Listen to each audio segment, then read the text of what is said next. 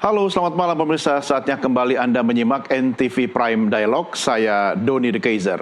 Pemirsa, Gubernur Jawa Barat Deddy Mulyadi mewacanakan pemberlakuan kebijakan masuk sekolah pukul 6.30 waktu Indonesia atau waktu setempat berlaku di seluruh kabupaten dan kota di Jawa Barat.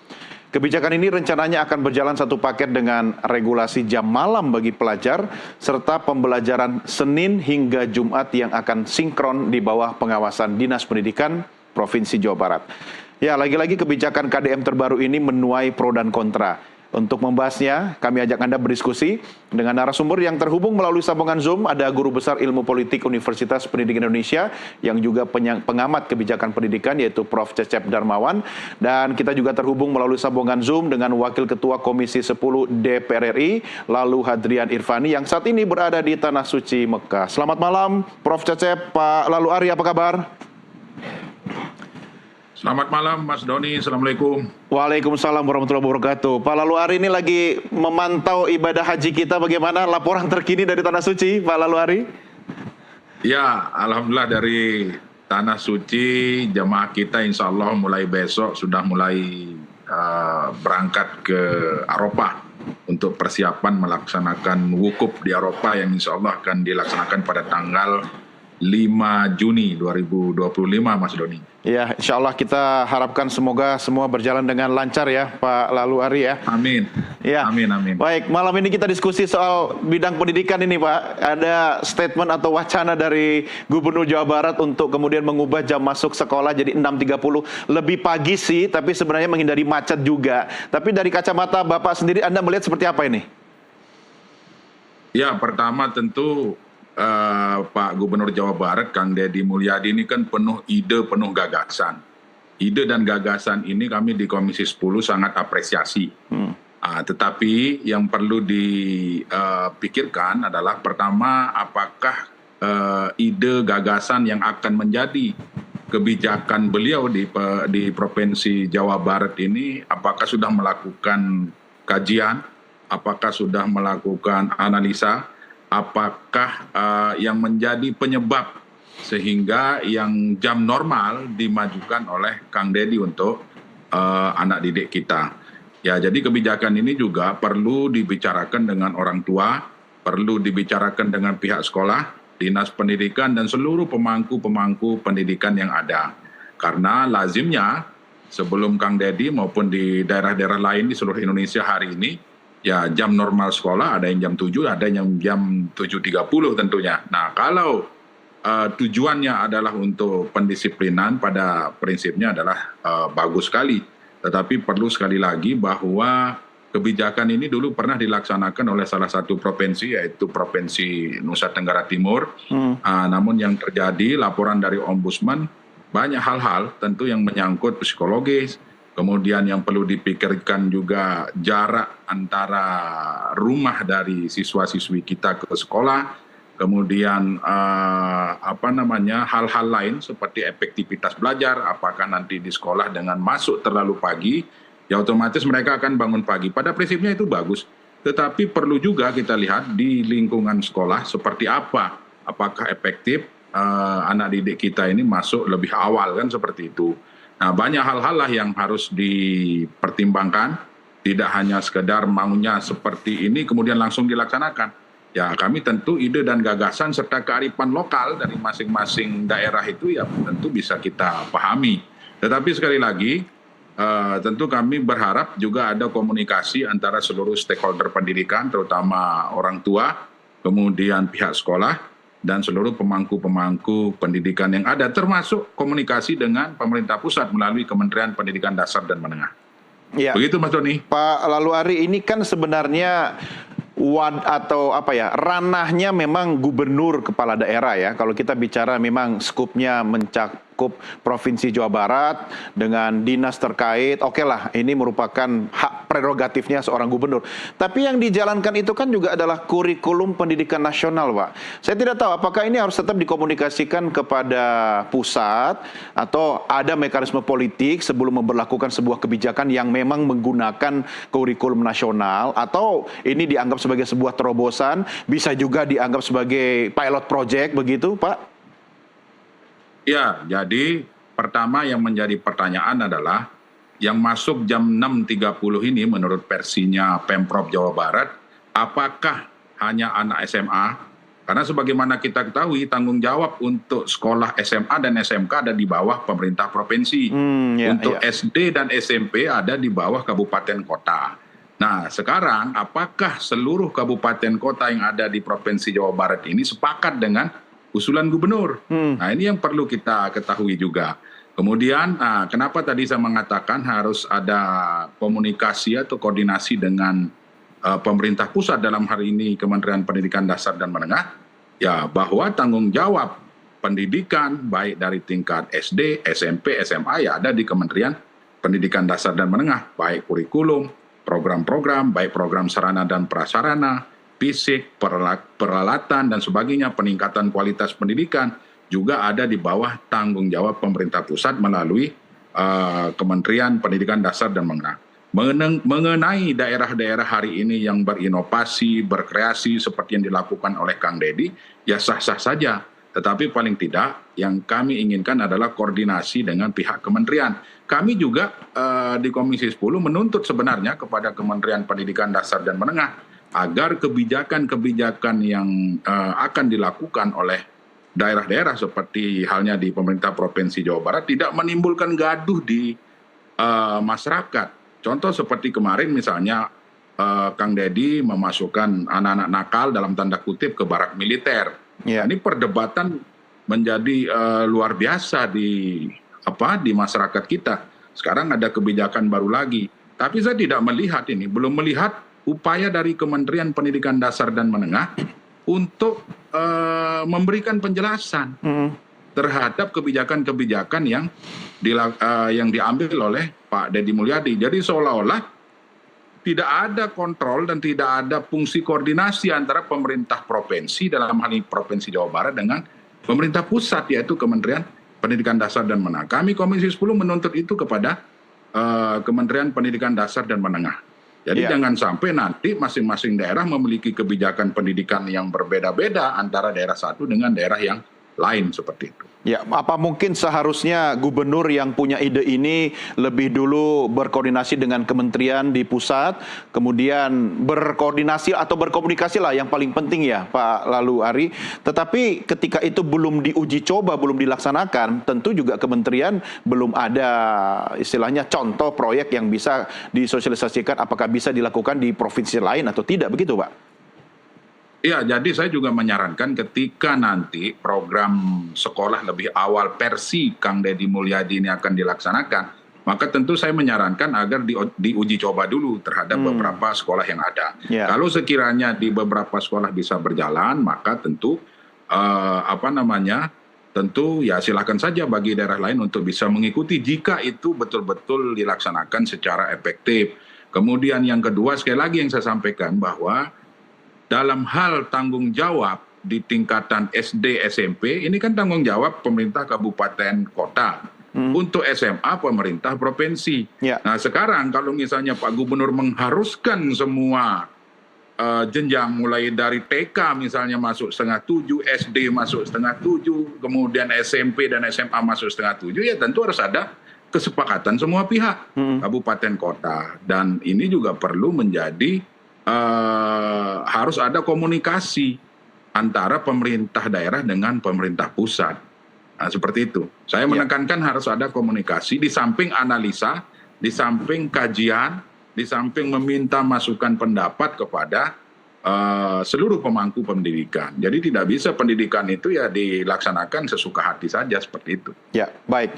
Pak Lalu Ari, kita rehat sejenak, kita akan lanjutkan diskusi kita di segmen berikutnya. Pemirsa, kami segera kembali sesaat lagi.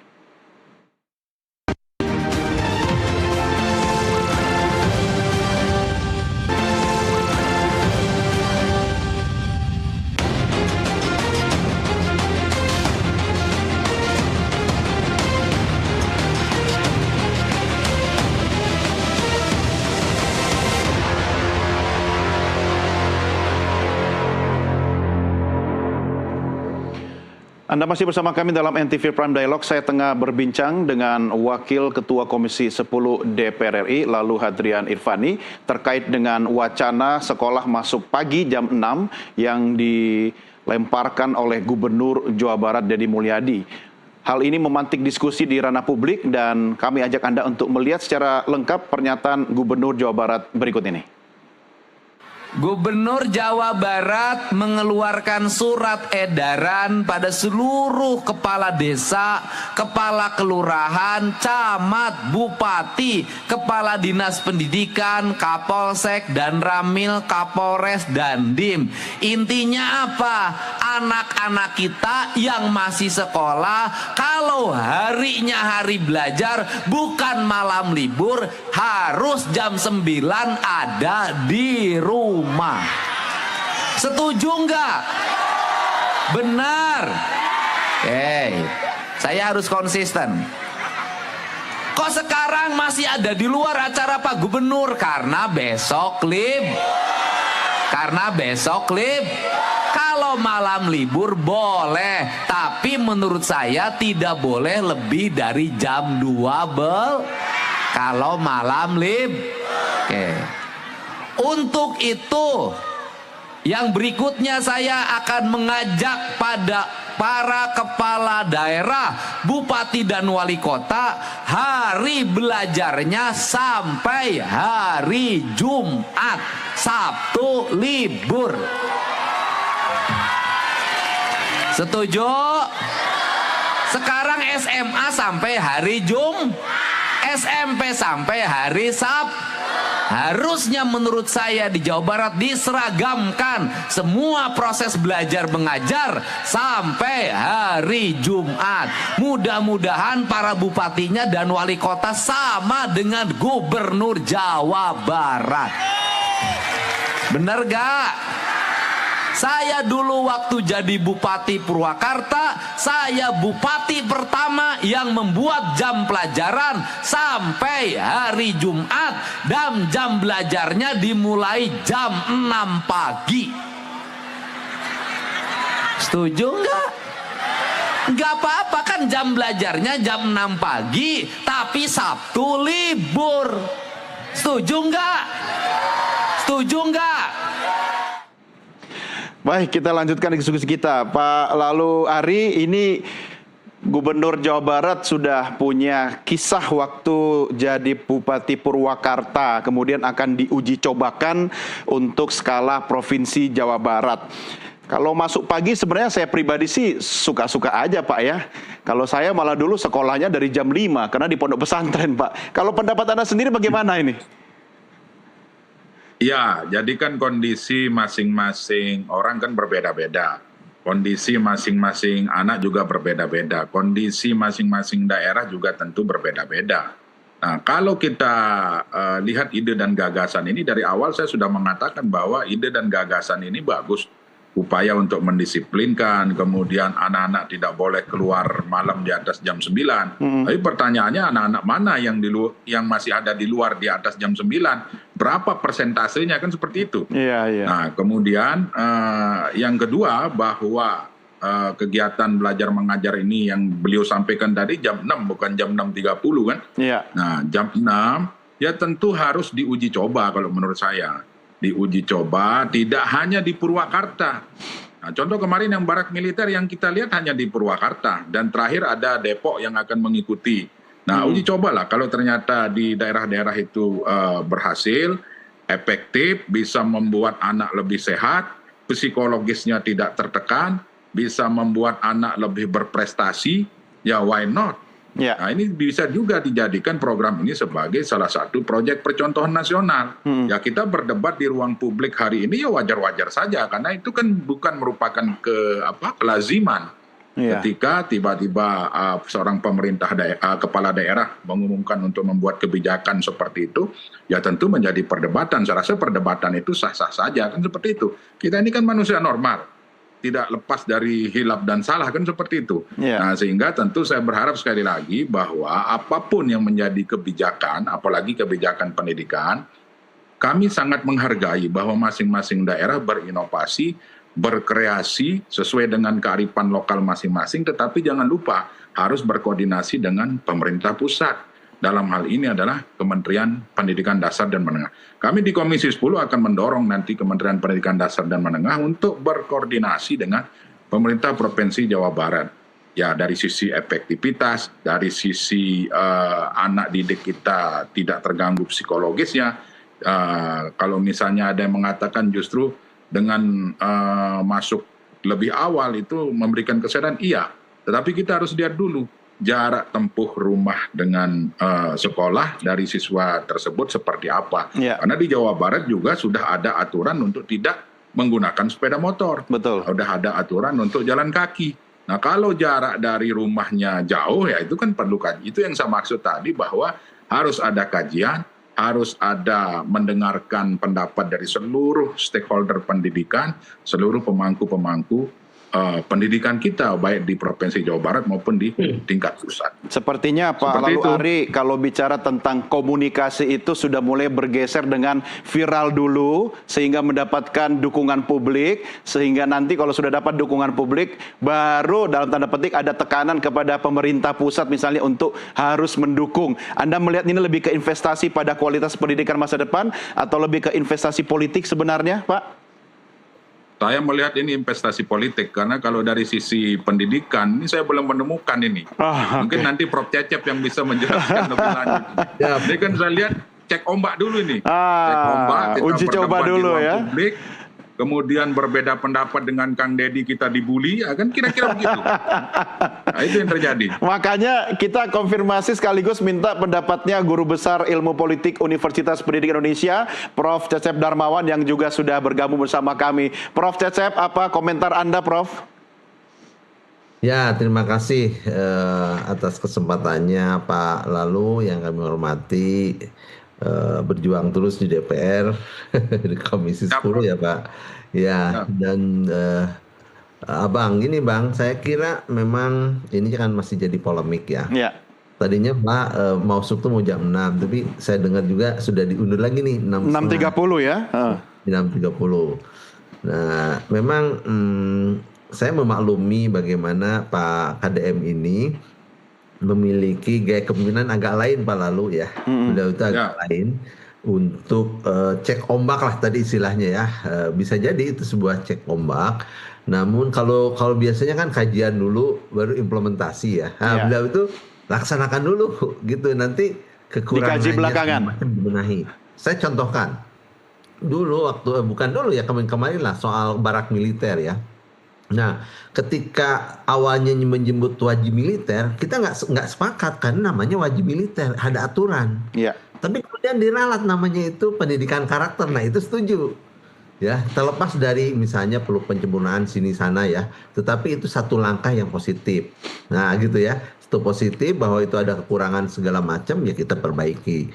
Nah, kayak gini, ini juga kayaknya Pak KDM itu dengar apa yang kita bicarakan tuh dengar. Misalnya tadi Pak Lalu saya sepakat bahwa idenya memang baik ya, tetapi kan Jawa Barat tadi tidak bisa melihat Jawa Barat dari sisi perkotaan saja ya. Nah, karena saya punya ini ya, punya prediksi Pak KDM itu sebenarnya sedang tanda kutip sedang menegur kabupaten kota gitu. Supaya sarana prasarana, infrastruktur ya, kemudian akses anak untuk ke sekolah itu dibenahi dengan baik. Sehingga 6:30 itu bukan semata-mata karena hanya memindahkan jam 7 ke 6:30, setengah jam. Tapi ini satu ekosistem yang ingin dibangun, bagaimana kabupaten kota itu bisa menjadi terintegrasi lah dengan provinsi gitu ya. Kemudian bahu-membahu membangun pendidikan itu mulai dari SD, SMA, SMA itu agar memiliki satu wacana yang sama, bahwa menyiapkan generasi Jawa Barat disebut juga Pancawaluya. Ya gitu Pak Lalu ya, ada Pancawaluya. Bener, bager, pinter, singer, cager. Gitu ya. Ada 5 itu posisinya mungkin harus dibenahi, tapi kurang lebih 5 itu. Cuma Prof, saya pengen tahu apakah untuk membenahi ekosistem itu harus dimulai atau salah satunya bisa dimulai dengan mengubah jam masuk sekolah? Ya, memang yang pertanyaan ini yang harus dijawabnya oleh Pak Deddy langsung ya. Nah, tetapi saya menduga gitu, ini ada kaitan dengan misalnya jam malam ya. Sejam 9 malam supaya tidak keluyuran tuh anak-anak tidur lebih dini, dan itu juga anjuran dari Kementerian Pendidikan Dasar dan Menengah ya. Kemudian bangun lebih dini, tidur lebih awal, bangun lebih dini. Ya. Nah, gitu ya. Nah, jadi ini satu ekosistem yang menurut hemat saya mungkin Pak KDM itu cari kejutan-kejutan dulu gitu. Ya. Nanti Ya. saya kira reaksi akan didengar juga, saya yakin ya. Misalnya tadi Pak Lalu soal jarak jauhnya ya antara rumah dengan sekolah gitu. Nah, ini harusnya PR bersama. Bagaimana bupati wali kota juga di daerah menyiapkan public transportasi bagi anak-anak kita. Karena banyak sekali Gitu. Prof Cecep yang harus dibenahi, mulai dari misalnya aspek psikologisnya, bagaimana dampaknya kepada orang tua peserta didik, transportasi yang Anda katakan tadi, kualitas tidur siswa itu sendiri, belum lagi kesiapan infrastruktur sarana fisiknya, guru, karyawan sekolah, itu kan berubah semua, walaupun hanya 30 dan menit. juga orang tuanya. Iya, betul, orang tuanya. Tapi Prof, saya mau tanya pendapat Prof Cecep sebagai guru besar ilmu politik. Ini gaya komunikasi KDM ini lebih sebagai seorang politisi atau kepala daerah dengan gaya yang baru? Kayaknya sulit dipisahkan ya, karena sekaligus beliau tuh ya sebagai kepala daerah dari politisi gitu ya. Nah, hanya kan memang birokrasi kan seperti tadi Pak Lalu katakan, birokrasi itu kan punya punya pakem masing-masing ya, pakemnya masing-masing, sehingga biasanya saya katakan tadi dari mulai kajian, kemudian didiskusikan dan segala macam jadi keputusan. Nah, Pak DM dibalik nih, keputusan dulu lah gini ya.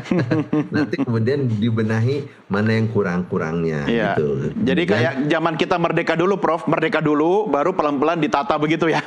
Ya, sepertinya ya Pak KDM ini ingin ada semacam terobosan.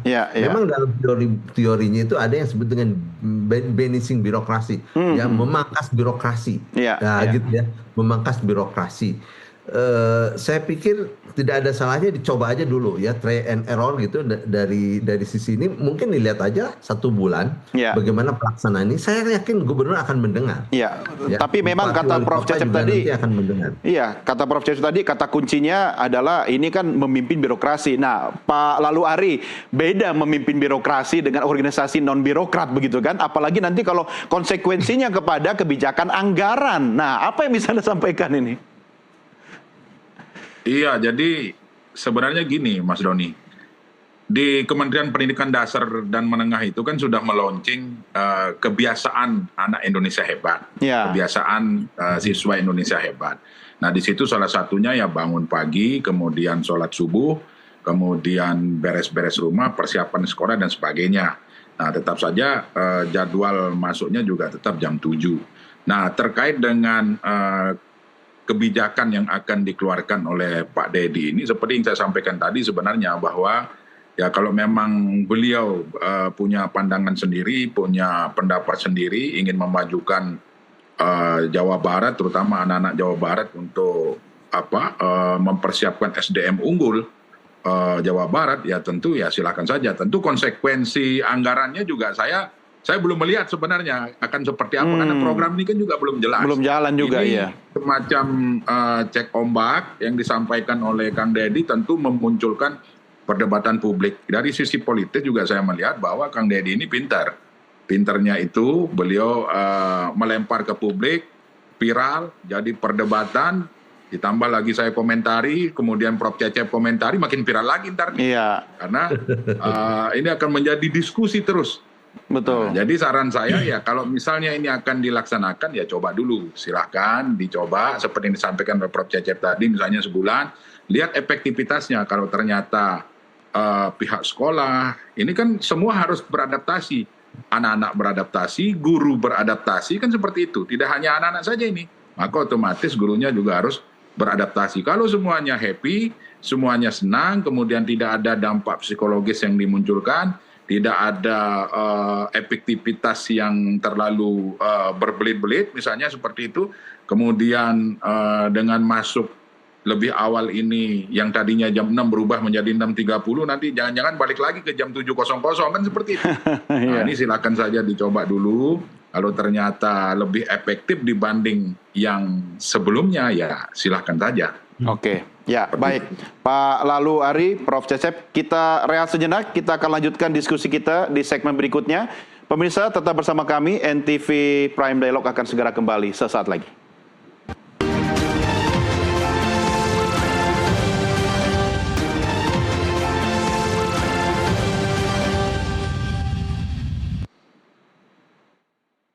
Sudah luar biasa atraktif pikirannya, SMP berantakan. Nah, itulah yang melandasi saya bikin pendidikan vokasional, sehingga saya rubah di Purwakarta, masuk kelas jam 6 pagi. Jam 6 sudah di kelas dan ke sekolahnya jalan kaki. Tujuannya apa? Kalau jam 6 di kelas berarti dia bangunnya harus jam setengah 5 atau jam 4. Kalau bangunnya jam 4 maka tidurnya dia jam 9, maka mereka akan mengurangi nonton TV. Ide dalam 5 hari sekolah masuk sejak jam 6.30 pagi sudah menjadi kebijakan Deddy Mulyadi ketika dirinya memimpin di Kabupaten Purwakarta. KDM mengklaim kebijakannya di Purwakarta berhasil diterapkan hingga membentuk pola seimbang siswa antara waktu belajar, istirahat, dan waktu untuk keluarga. Setelah itu saya bikin penelitian anak-anaknya jadi sehat. Tapi awalnya saya didemo oleh ibu-ibu. Kenapa? Saya ini capek, bangunnya harus pagi, harus nyiapin air untuk anak saya. Sebenarnya saya juga mendidik ibu-ibu agar begitu bangun tidak nonton gosip. Ini revolusi. Kini keberhasilan Deddy Mulyadi di Purwakarta akan diterapkan di seluruh Jawa Barat. Adapun kebijakan masuk sekolah mulai pukul 6.30 pagi itu rencananya akan dijalankan pemerintah Provinsi Jawa Barat satu set paket dengan regulasi jam malam bagi pelajar, serta pembelajaran Senin sampai Jumat. Tim Liputan NTV melaporkan. Kita lanjutkan diskusi kita, Prof. Cecep dan Pak Lalu Ari. Ini kalau bicara tentang bagaimana membentuk sebuah kebijakan, kita kan selama ini terbiasa dengan ada analisa masalah dan seterusnya, kemudian dilakukan perencanaan, monitoring, evaluasi, termasuk bagaimana kesiapan anggaran, SDM, dan seterusnya. Ini kan kok kesannya malah semacam, bahasa saya tolong diluruskan Prof, impulsive policy atau kebijakan spontan, yang kemudian nanti bisa jadi kalau bagus dievaluasi, dilanjutkan, kalau tidak ya sudah diganti. Saya ingin pendapat Anda berdua, Prof. Cecep dan Pak Lalu Ari, terkait dengan ini. Apakah ini bisa jadi terobosan atau malah merusak sistem atau tata pemerintahan birokrasi kita yang sejak lama sudah kita jalankan? Prof. Cecep dulu, silakan. Ya, terima kasih. Ini memang pertanyaan banyak pihak ya. Yang selama ini kan rezim birokrasi itu selalu begitu ya, dari mulai proses perencanaan ya. Kemudian bagaimana perencanaan juga menyangkut anggarannya segala macam ya, sampai ke pelaksanaan dan evaluasi. Tahapan-tahapan itu seperti itu. Nah, Pak KDM, saya melihat ini ingin ada semacam terobosan, breakthrough policy ya, kebijakan terobosan. Melihat misalnya hal-hal yang sudah sudah menggejala di mana-mana misalnya gitu ya. Kemudian dibalikkan ya, sesuatu yang dibalikkan nih, dibalikkan akan sehingga terutama itu terapi kejut istilah saya itu ya. Jadi psikoterapi lah, terapi kejut dulu, publik terkejut, kemudian sambil Pak KDM juga sebenarnya lambat laun kemudian memasukkan pada alur birokrasi. Karena kan tetap harus ada dukungan anggaran, Pak Lalu ya, harus ada dukungan anggaran, kemudian SDM tadi betul. Contoh yang barak militer itu, saya ke lokasinya ya, kedua lokasi itu. Nah, misalnya yang di Cikole itu ada dinas pendidikan di situ dan kemudian merumuskan. Jadi apa keinginan gubernur itu dirumuskan ya oleh dinasnya. Kemudian diantisipasi seperti apa.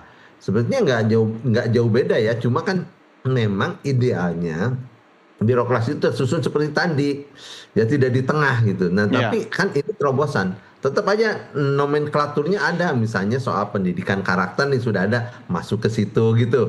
Jadi ide gubernur itu sebenarnya dimasukkan juga ke birokrasi karena nggak mungkin juga tanpa itu ya.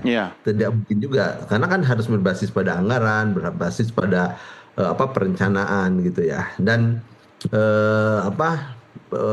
binishing birokrasi lah, binishing. Jadi memotong birokrasi dulu.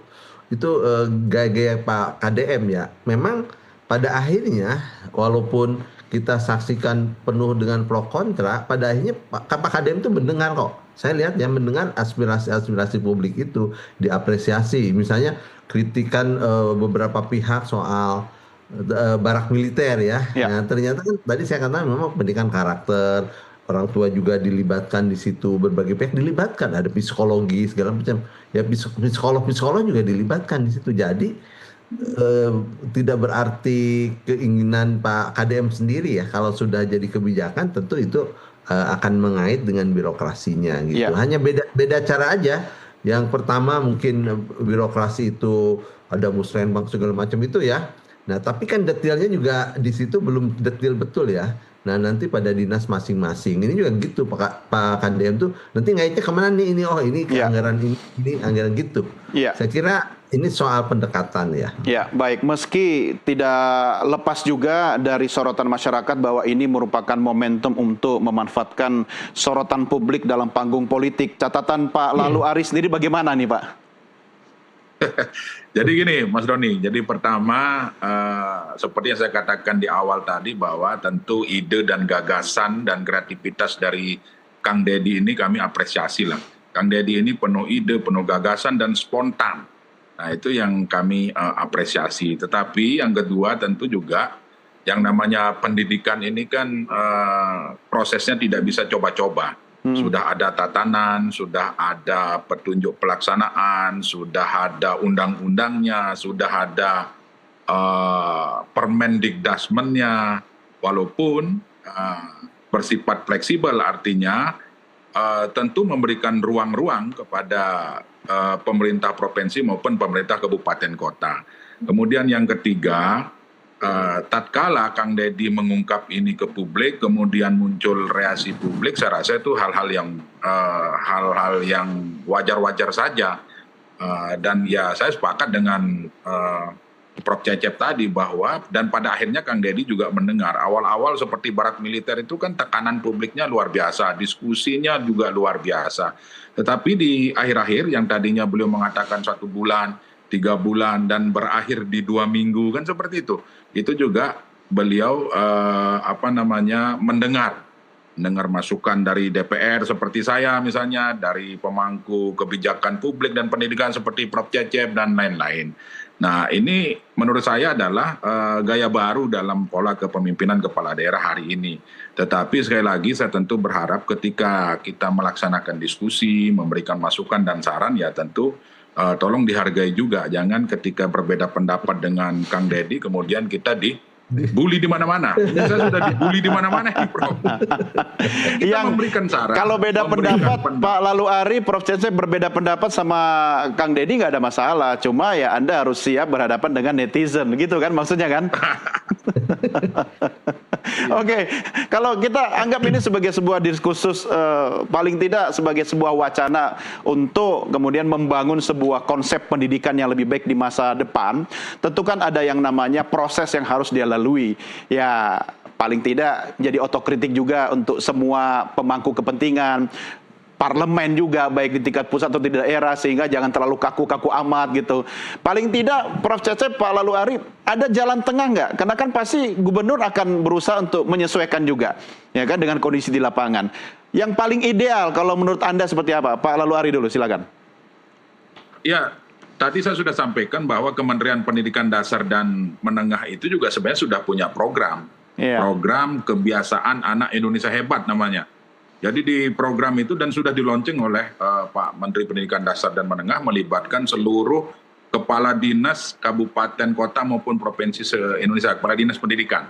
Nah di situ anak-anak sudah diberikan jadwal bangun jam 5 misalnya, kemudian sholat subuh, kemudian setelah selesai sholat subuh mereka juga beraktivitas di rumah, membersihkan kamarnya, membersihkan rumah, setelah itu berangkat ke sekolah. Itu di aktivitas paginya, kemudian di sekolah belajar, sepulang sekolah istirahat, sorenya bermain, mengaji dan sebagainya, itu sudah diatur sebenarnya. Nah tinggal implementasi dari kebiasaan anak Indonesia hebat inilah mungkin yang akan dilaksanakan oleh Kang Deddy Mulyadi. Pada prinsipnya itu yang saya bilang di awal, bahwa harus ada sinkronisasi dan koordinasi antara pemerintah daerah dan pemerintah pusat dalam hal ini, agar setiap kebijakan yang akan diambil oleh pemerintah daerah, baik provinsi maupun kabupaten kota, tidak akan menjadi perdebatan kalau sudah dikomunikasikan. Tetapi lagi-lagi kalau kita melihat gaya atau stylenya Kang Deddy ini kan melontar isu dulu, cek ombak dulu, jadi perdebatan, baru didiskusikan. Ya sah-sah saja, selama tujuannya adalah betul-betul memberikan pendidikan yang berkualitas, pendidikan yang merata di seluruh Provinsi Jawa Barat. Iya. Jangan sampai nanti di Purwakarta kebijakannya A, di Depok kebijakannya B, di Cimahi dan sebagainya kebijakannya berbeda-beda. Itu juga tidak bagus. Nah, untuk pendidikan kita. Sehingga sekali lagi saya mengatakan bahwa pendidikan kita ini tidak bisa coba-coba. Iya. Sudah ada aturan yang jelas, sudah ada petunjuk teknis, sudah ada petunjuk pelaksanaan yang tertuang di dalam Undang-Undang Sisdiknas misalnya, yang tertuang di dalam Permendikdasmen. Nah, itulah yang harus menjadi acuan bagi seluruh kita, baik pemerintah pusat maupun pemerintah daerah. Iya, kan Seperti itu, Mas Doni. ada itunya Pak, kata-kata di siaran televisi tayangan komersil itu buat anak kok coba-coba. Cuma sebenarnya kata Pak Lalu Ari tadi, Kementerian Dikdasmen kan sudah punya konsepnya, kebijakannya. Tapi kalau nggak lewat mulutnya Kang Deddy, nggak viral, nggak kita diskusikan juga gitu kan. Prof Cecep, tambahan Anda seperti apa, Prof? Ya, saya kira sepakat dengan Pak Lalu ya. Karena kan Pak Lalu politisi, Pak Deddy juga politisi ya dulu di DPR ya. Hanya beda pendekatan saja, pendekatan birokratis dengan pendekatan politis memang berbeda gitu ya.